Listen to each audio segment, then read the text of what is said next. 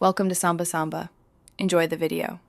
You start by linking Streamelements to your streaming account so widgets reflect real alerts and events. Once done, open or make an overlay in Streamelements and copy the secure widget URL.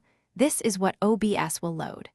Make sure OBS Studio is installed and supports browser source. That lets you render HTML overlays.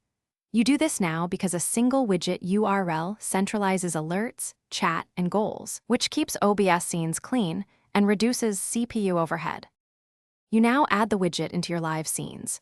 Create a browser source in OBS and paste the Streamelements widget URL into the URL field.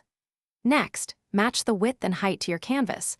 For a 1080p layout, use 1920x1080 and set FPS to 30 or 60 depending on animations. Once added, use transform and crop tools to place the overlay precisely. Make sure to enable or disable local file access based on whether your overlay. Finish by locking and grouping your overlay sources so accidental moves won't break the layout. Then save your scene collection and export overlay settings as a backup. Test alerts from the Streamelements dashboard to confirm they trigger in OBS and make adjustments to timing or animations if they overlap.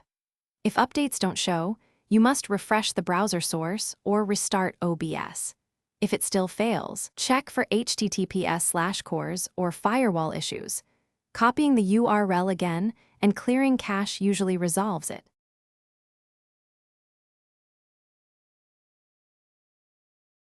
Thanks for watching.